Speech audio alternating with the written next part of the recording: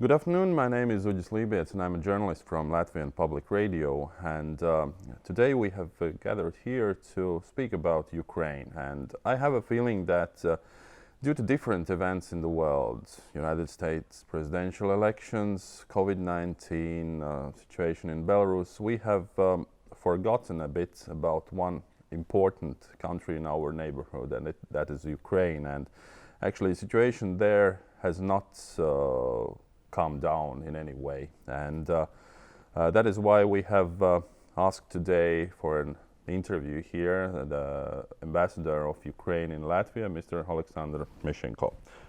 Good afternoon. Good afternoon. After my short introduction, probably the first question would be, could you, in short sentences, probably describe how do you see the situation in your country right now?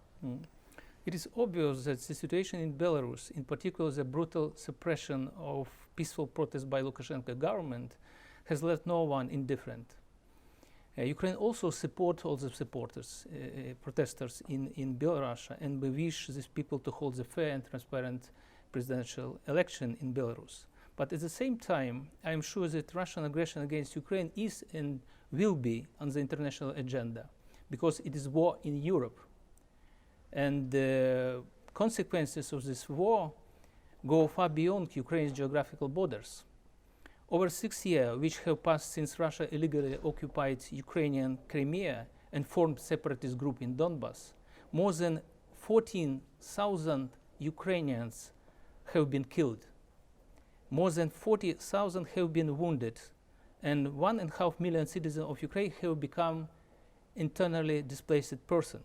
It is necessary to emphasize grave violation of human rights in territory of Crimea now. Illegal prohibition of activities of Crimea Mejlis, and declaring Crimea Tatar leaders as persona non grata in Crimea, and detention of more than 100 people, political prisoners, both in occupied territories in Ukraine and territory of Russia. During the Russian occupation, almost all religious communities of Ukraine in Crimea, except of course the Russian Church, have been suppressed by occupation authorities of Russia. This is very, very impressive that now in 20th century we have so kind of violation of human rights by Russia. The Russification of Crimea continues by displacing Ukrainian and mass relocation of Russian citizens to Crimea.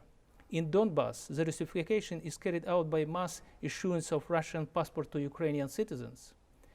The Russian authorities are violating international norms by drafting the Ukrainian population in Crimea into forces of Russia, I mean military forces of Russia. This also is a great violation of international law. That's why I'm absolutely sure that aggression of Russia against Ukraine will be an agenda in the international community at whole. You already mentioned Crimea, and sometimes there is this kind of feeling that Crimea is lost. De jure or de facto, that is the question.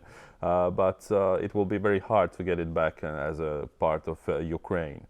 So mostly the focus is right now on the eastern part of Ukraine, and it doesn't look that there is a solution somewhere here around the corner, and it's going to be a hard process. And what do you see the future actions of Ukraine that will be needed and that will follow to solve this conflict? And what do you expect also from the other side of the conflict, from the Russian side?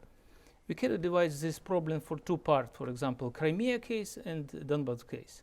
Both of them is the whole case. It's a very important issue of us, because Donbas now is the hot spots, but Crimea looks like quiet situation, but it's not so in reality. The problem is that unfortunately there is not any real operating mechanism to influence those countries that grossly violates the norms of international law.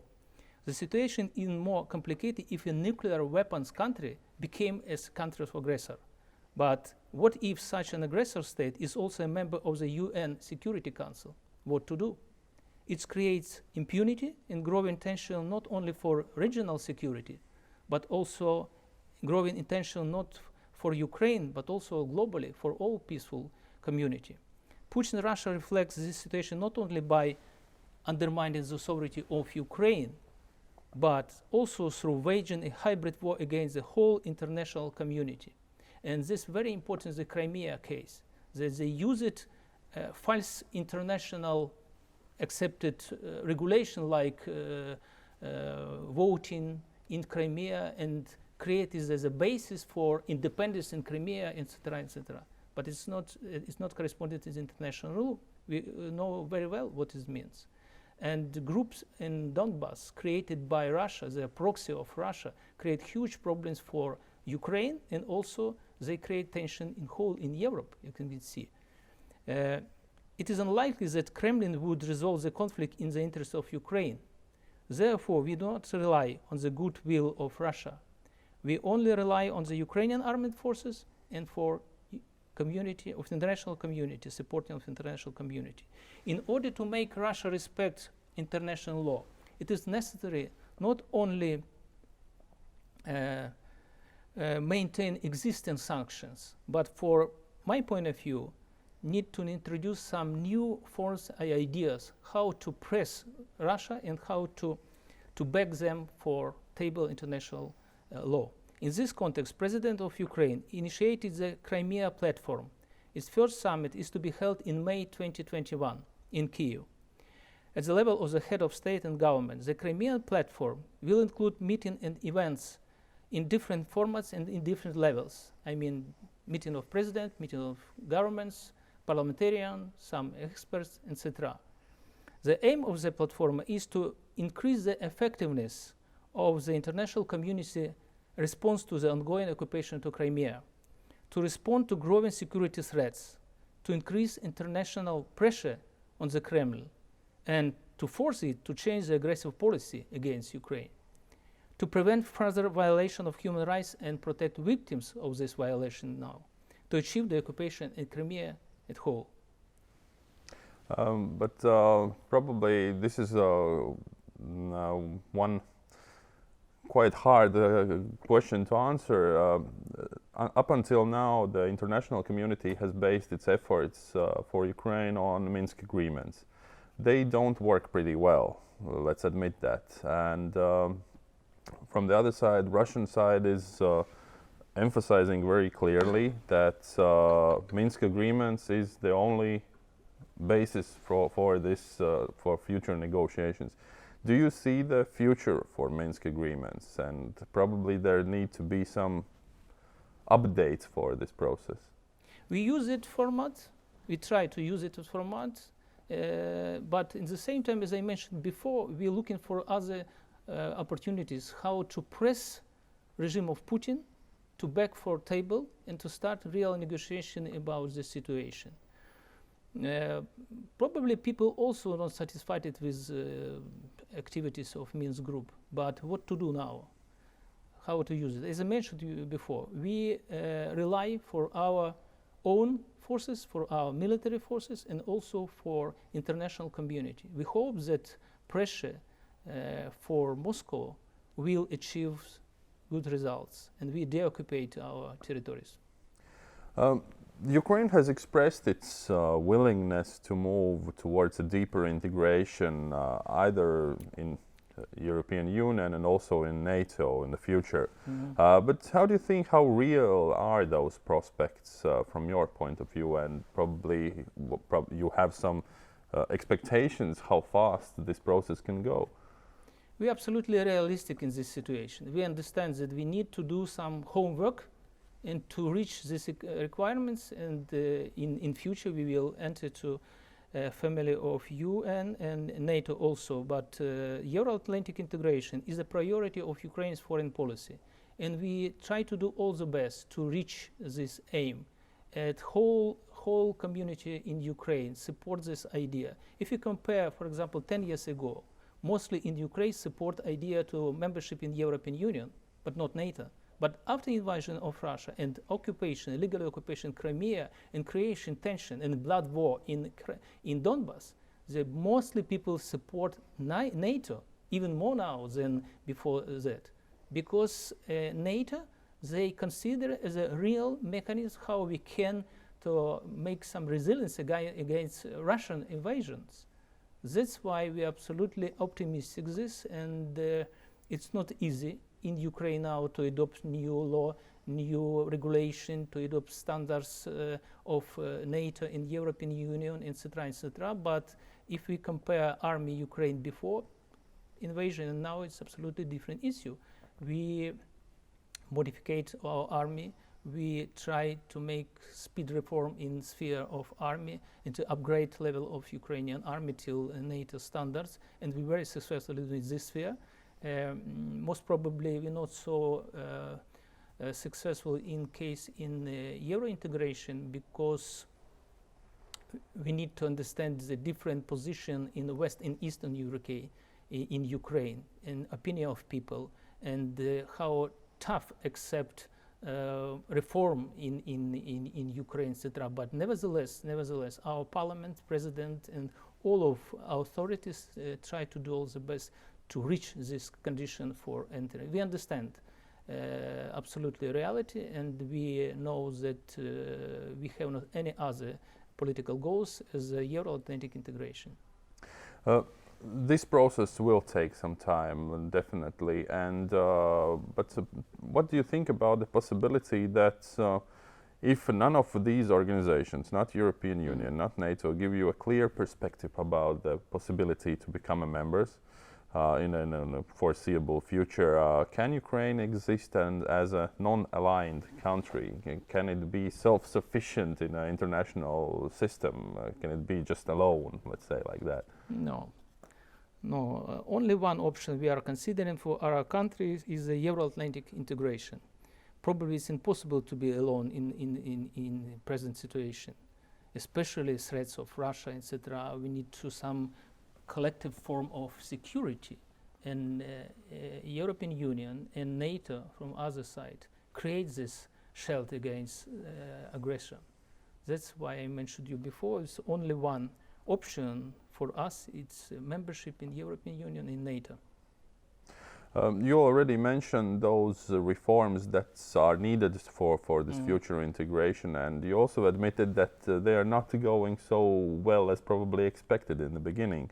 And lately we have heard about different tough issues regarding constitutional court decisions, about different reforms in anti-corruption sphere, etc., etc. How would you evaluate this progress, and what has been achieved, and what has been those blocks or obstacles that you are facing all the time? All the developments that you mentioned exist in Ukraine, but from my point of view, it's real evidence that democracy still exists in Ukraine. And each part, president and parliament and opposition and mass media, experts, have possibility to express their opinion pro and against course of president, or etc., etc. For my point of view, it's a good opportunity to look in and to choose the best decision for Ukrainian. But of course, Russia tried to undermine this process in Ukraine through some proxy in Ukraine. Even in parliament, we can see some political forces presented in parliament that they try to undermine idea for Euro integration course, etc. They all time criticized the president and parliament concerning course for Euro integration. Opposite, they propose possibility to back to Russia for cheap gas, etc., etc. That's why it's so difficult to speed up process of political reform, etc. But nevertheless, the main body, I mean authorities and community of Ukraine, totally support idea of Euro-Atlantic cooperation in Ukraine. But we have paid huge price for this choice. As I mentioned in the beginning of our conversation, more than 14 Ukrainians have been killed in Donbas for this choice of Ukraine to be in European Union and NATO also. This is our price. Just recently, we all went through a very exciting and interesting process, and that was very closely monitored in Europe, in Ukraine, in Latvia, everywhere around the world. It was United States presidential elections. It was more important here, I think, that even in the United States. And Ukraine has probably unwillingly become a part of U.S. election campaign in some point. It has been used as probably even a part of this disinformation campaign again, and probably you also already mentioned this being an object of let's say Russian campaign against Ukraine probably. Did Ukraine really feel the consequences of this campaign at home, and how was it? I don't know. How was it taken in Ukraine? All this information that came out or was published in the United States. Since 2014, the United States have supported Ukraine against Russia aggression, and this campaign involving Ukraine in this campaign have not any damages for Ukraine and for our cooperation with USA, because we have a strategic partnership with with USA, and I don't remember that White House have claims against Ukraine. You mentioned that Russia tried to use this title and subject and to involve Ukraine some crisis and some scandals, etc., etc. But I think it's not will be very punishing for us. The election of Joe Biden as the new president of USA will strengthen its support of Ukraine in case of Russia invasion. Given that Mr. Biden visited Ukraine many times previously, he knows very well Ukrainian war with Russia in detail.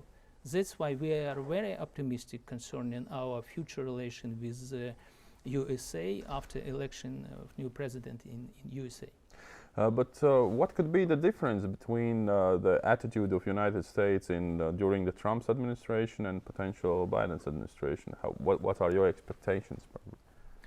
We had good cooperation in administration of Trump. As you can see, they support us with weapons before that, and we consider that it will be continue. As I mentioned, we are taking account the personality and personal attitude, approaches of Mr. Biden concerning Ukraine and the role of Russia as aggressor. We consider that this cooperation became more faster and more wider sphere in military, in political support, and to involve it probably maybe USA in the process how to resolve this crisis with Russia. I mean, how to deoccupy Ukrainian territory, first of all. This is the questions. And I would like to go back a little bit to the situation inside Ukraine. And after the election of President Zelensky, there were doubts about his abilities and to lead the country, and it was like real rise of this green wave, green movement and he was in front of it. Now we see in some local elections that this wave is somehow going down a bit. There are some defeats for his forces, and what do you think? What could be the explanation of that? That people are changing their mind again? That previous politicians are coming back, some other ideas are evolving, or what would be your overview probably? Let us more carefully to look for subsequences of election of president. You, all of us and experts remember figures, huge figures, 73% that Mr. Zelensky won election. But if we more attentionally to look for these figures, we can see that not all of people from this 73% support Zelensky. Some of them vote against Poroshenko. You need to realize it's reality. That's why present figures, from my point of view, more than 40% support Mr. Zelensky. It's quite realistic figures. It's enough to lead country in this course of Euro-Atlantic cooperation. Concerning why it's serious, but decreasing in popularity of the presidential political party could be viewed as a widespread phenomenon, not something special in Ukraine. As usual, people want to have good luck immediately after election, but unfortunately it's not possible. That's why we can see now some loss in support in population of Ukraine to Mr. Zelensky. But in general, as I mentioned you before, he still is very popular in Ukraine. He tried to all the best to lead country in a true way, and we have some normal struggle in parliament between opposition and ruling parties, but it's normal, it's democracy. I do not have anything problem with this. Ukraine, as every other country in the world, has also faced COVID-19 epidemics, and the situation has not been very easy in Ukraine as well, and this fight against the virus is going on, and probably there are already some predictions how big can be the economic influence or impact of this coronavirus crisis to Ukraine's economics and in the future. Unfortunately, we have a difficult situation as a whole world with a pandemic. We have more than 8,500 people died through this pandemic, and we try to restrict some common life. We try to do all the best, but it's very difficult to predict what to do in the whole world, as I mentioned you before.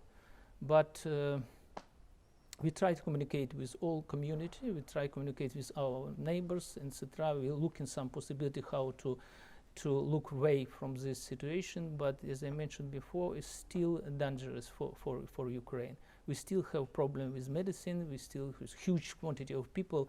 For this stage, as I remember, probably more than 475,000 people classified as illness person through coronavirus 19. That's create difficulties for our structure of medicine, for hospital, etc. But we try to mobilize all of our forces for this disaster. You already said that you are communicating with your population, but these times of crisis usually brings also some challenges in communicating with other countries, with other politicians in other countries. And how would you, as an ambassador and diplomat, comment recent relations with Latvia? And have you also felt some assistance from Latvian side regarding the COVID, or what would you say about our relations regarding the Donbas region, Crimea, etc.? First of all, I should like to use this opportunity and as ambassador of Ukraine to Latvia to thank the Latvian side for its considered foreign policy concerning supporting of Ukraine in case of aggression with Russia. And probably it's time to note that Latvia became the first country in the world to recognize in May 2019 the deportation of Crimean Tatars as genocide. It's very important for us. Our mutual understanding and support each other based on shared European values and our common history. Both our country and our people struggle for independence against the Soviet occupation. That's why I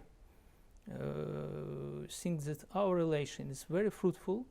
Latvia support us, as I mentioned before. They give us assistance concerning this wounded person. They accept many personnel from our military service here in Vivery and gives some possibility to rehabilitation after wounding, etc., etc. And Latvia support us politically in case of Russian aggression. I'm very satisfied with this cooperation. Now, in situation COVID-19, we have not any problem with communication. We use online via some other opportunities. We have good cooperation. For example, tomorrow we'll have online formats, very important event. We will have our joint commission for economy between Ukraine and Latvia, and we consider how to increase figures in economy in other sphere of our cooperation. Okay, thank you for your time. Thank you.